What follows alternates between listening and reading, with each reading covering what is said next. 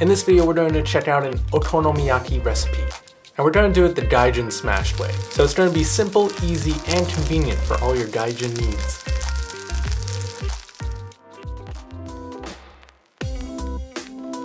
You'll need sugar, all-purpose flour, salt, baking powder, and a Japanese yam or yamaimo. And some dashi. First, we're going to mix the flour. 1 cup of flour is what we need. So we're just going to dump that into there. We also need 1/4 a teaspoon of our baking powder, sugar, and the Himalayan salt, okay? So 1/4 teaspoon for all of those. I like to use brown sugar for this. Not much, just a little bit. And then we have our salt. So now we can mix all that together. So we've set that aside for now. And now we're gonna work on our yam. So our mountain yam here, it has a nice slimy texture to it, kind of like taro. So if you needed to, you could also swap it out with taro and try that, because it's a very similar texture. Now, I do have a problem in that I don't have a grater, so bear with me. Feels very strange indeed. Peels very easily though, so that's good news. Look at how sticky that is. You can see it sticking to my hand. So we're gonna do our best to get it as small as possible without a grater, but we have to work very quickly because this can irritate your skin. You don't wanna have your skin exposed for too long. So we're going to work quickly and then wash your hands as soon as we're done. Let's get started. So since we don't have a grater, we're going to use a strainer. So it's a little bit barbaric, but it works.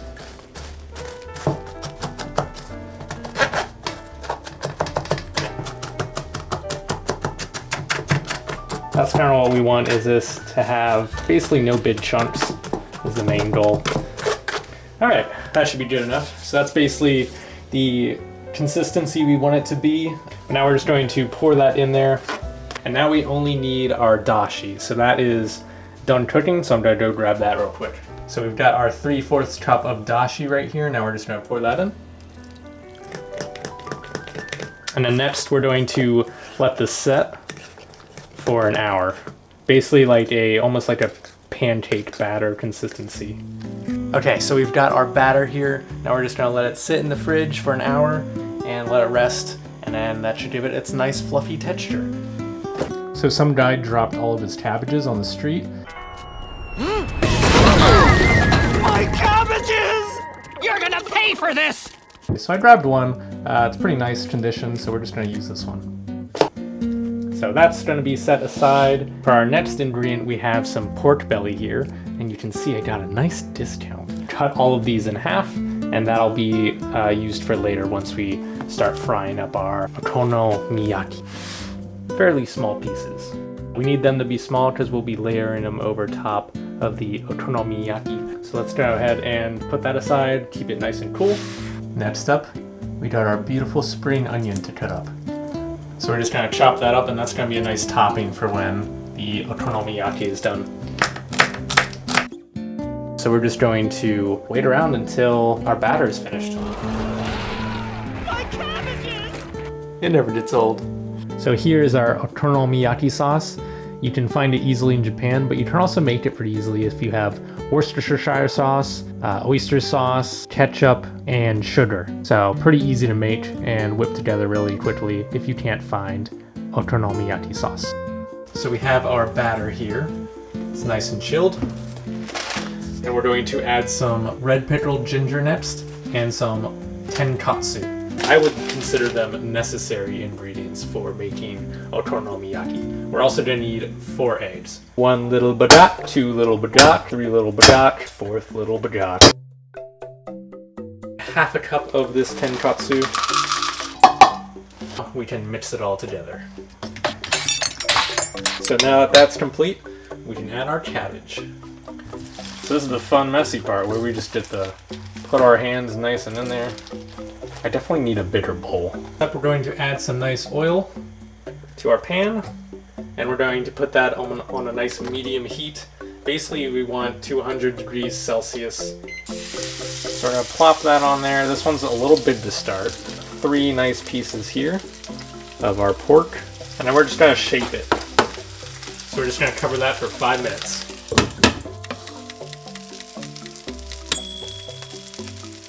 Now we're going to gently flip this. Now the best way I hear is to actually use the lid. Position in such a way. And there you go, voila.